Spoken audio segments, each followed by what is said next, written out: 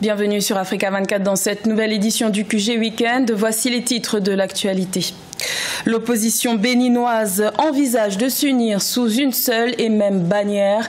Pour les élections législatives du 28 avril 2019, une liste unique doit être présentée avec à sa tête 2 anciens chefs d'État. À la rencontre du producteur ivoirien de cacao Moussa Sawadogo, il a été élevé au rang de meilleur artisan du développement des filières agricoles en 2018. Et retour sur l'atelier de Ouagadougou du 17 janvier, initié par le réseau de réflexion stratégique sur la sécurité au Sahel, une réunion d'experts pour parvenir à sécuriser les régions du Sahel et de l'Afrique de l'Ouest.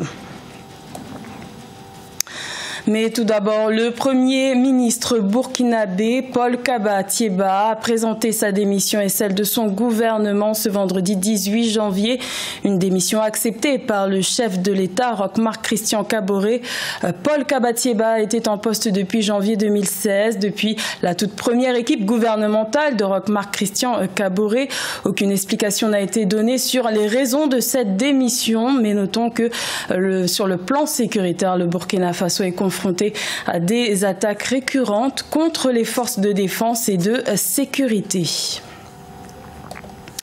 Au Bénin, l'opposition a décidé de s'organiser en coalition en vue des élections législatives du 28 avril 2019. Le but étant de se présenter sous une seule et même bannière, en étant conduit par 2 anciens chefs d'État, Nicéphore Soglo et Thomas Boniyahi. Plus de détails dans ce reportage de notre correspondant Leftionou.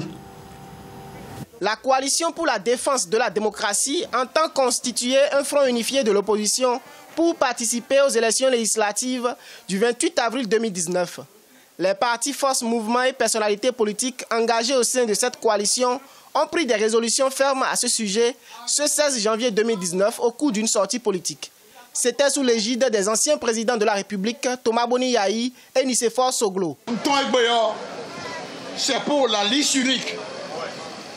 Et nous allons trouver entre nous les accommodements, les 2 questions, l'union et nos petits problèmes là, on met ça de côté. Donc, moi, je ne descendrai pas dans l'arène s'il n'y a pas d'union. Le contexte sociopolitique dans le pays est caractérisé par la mise en vigueur de réformes apolémiques initiées par le président Patrice Talon. À l'origine des dissensions, on cite notamment le nouveau code électoral et la charte des partis politiques. Je dis bien, j'ai eu l'occasion de présider plus d'une dizaine de missions internationales d'observation électorale. Peut-être que je m'en vais, on ne peut pas maintenant pour aller au Sénégal. Le Bénin a le pire code électoral qui existe aujourd'hui, non seulement dans la sous-région, mais encore dans la région. En prélude au lancement de la campagne pour les législatives du 28 avril 2019, la coalition pour la défense de la démocratie exige entre autres des clarifications liées au nouveau code électoral. Également dans l'actualité, le Mali s'oriente vers une décrispation politique. Le chef de l'opposition parlementaire de l'Union pour la République et la démocratie, Soumaïla Cissé, et le chef du parti au pouvoir et de la majorité présidentielle du Rassemblement pour le Mali, Bokari Treta, se sont rencontrés les 17 et 18 janvier avec la volonté affichée de dialoguer. Cette démarche est la première du genre depuis la réélection contestée du président Ibrahim Boubacar Keïta en juillet 2018. L'entame de ces discussions est poursuivie par l'entourage des 2 protagonistes pour apaiser le climat politique dans le pays. La Côte d'Ivoire brille en Afrique grâce à sa production de cacao en occupant le premier rang, une première place que le pays doit notamment à ses artisans. L'un d'entre eux a été primé, il s'agit de Moussa Sawadogo. Il a reçu le prix africain de développement le 4 décembre 2018 au Maroc. Un portrait à découvrir dans ce reportage de notre correspondant Olivier Conon. Le succès de la Côte d'Ivoire repose sur l'agriculture, disait Feu Félix Houphouët-Boigny, premier président de la Côte d'Ivoire. Cette maxime repose sur le travail de producteurs comme Moussa Sawadogo, lauréat 2018 au Maroc du prix du meilleur artisan de développement des filières agricoles. Cet ancien pisteur est devenu producteur de café cacao avant de diriger la société coopérative ivoirienne de négoce des produits agricoles créée en 2003 à Beauville. La coopérative met l'accent sur la construction d'infrastructures sociales grâce au label de 3880 membres qui produisent 7000 tonnes de cacao par an. Il s'est efforcé à faire en sorte que les produits qui sortent de ces plantations soient des produits de qualité.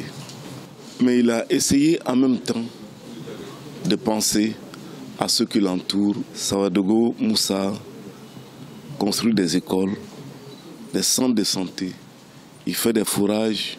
Pour Moussa Sawadogo, natif du village d'Ano, près d'Agboville, le challenge des producteurs ivoiriens de café cacao doit être la transformation de la production. Nous avons commencé déjà avec le café au Jem-Jem et nous voulons faire aussi beaucoup avec le chocolat. Nous allons lutter pour que le produit que nous produisons puisse être transformé ici et pouvoir être vendu en Afrique et au monde entier. La société coopérative ivoirienne de négoce des produits agricoles commercialise déjà du café torréfié de façon artisanale. Son président compte sur le dynamisme de ses membres pour faire de la région d'Agboville, située au nord d'Abidjan, la prochaine boucle du cacao de Côte d'Ivoire. Des experts spécialisés dans les régions du Sahel et de l'Afrique de l'Ouest étaient réunis le 17 janvier à Ouagadougou, au Burkina Faso, pour un atelier initié par le réseau de réflexion stratégique sur la sécurité au Sahel. L'objectif étant de stabiliser ces régions pour favoriser leur développement. Reportage de notre correspondant Jean-Paul Ouedraogo. Le contexte sécuritaire volatile au Sahel et en Afrique de l'Ouest requiert une démarche inclusive de nos États en quête de stabilité. Conscient de la donne, le réseau de réflexion stratégique sur la sécurité au Sahel 2R3S préconise la mise en place d'un mécanisme de prévention et d'anticipation des situations de fragilité, en abrégé le MIPAS. Un mécanisme dont les analyses en amont et en aval prendront davantage en compte les réalités de nos communautés. Ce que nous disons, nous, de 2R3S, c'est que la société civile, les chercheurs, les médias, en collaboration avec les autorités, en collaboration avec le G5, avec l'Union africaine, doit aujourd'hui dépasser les paradigmes actuels en assurant qu'on se focalise davantage sur ce qu'on appelle aujourd'hui la sécurité humaine. C'est l'humain aujourd'hui qui doit être au cœur de la réflexion et de l'action politique, diplomatique, mais aussi sécuritaire et militaire des États de la sous-région, appuyés évidemment par la communauté internationale. Le concept de fragilité se définissant selon le réseau par l'ensemble des défis auxquels sont exposés les différents États du Sahel. Il s'agit pour la plateforme de travailler à outiller les autorités de manière à agir sur le long terme. Cela nous permet justement d'anticiper sur cette dimension à la fois de sécurité humaine, qui est d'abord notre domaine de prédilection, mais aussi abreuver les États par rapport à un certain nombre de situations et de thèmes émergents, notamment le terrorisme, les migrations, la criminalité transfrontalière et tout ce qu'il y a comme situation qui fragilise le développement des États. L'atelier de Ouagadougou s'inscrit dans une suite logique des travaux précédemment initiés dans le même cadre au Niger puis au Mali. Il vise à proposer des projets prioritaires à prendre en compte par la présidence du G5 Sahel, présidence que devra assurer le Burkina Faso à partir de février 2019. Le plan de lutte contre l'immigration clandestine commence à porter ses fruits au Niger depuis 2016. Les autorités du pays ont mené plusieurs actions pour venir à bout de ce phénomène.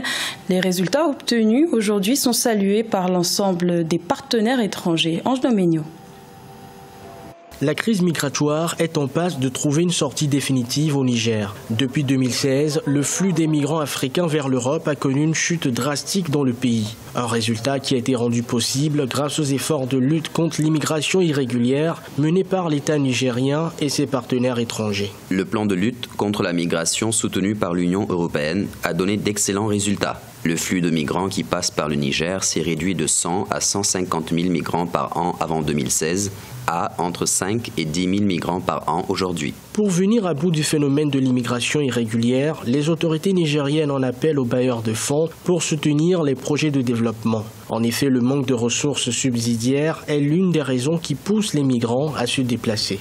Par rapport à la migration irrégulière, il y a un volet, celui qu'on appelle le volet reconversion des passeurs et ex-prestataires de la migration. Aujourd'hui, l'État a décidé avec l'Union européenne de les faire arrêter leur activité. Donc, en contrepartie, il y a eu quelques aides allant dans ce sens.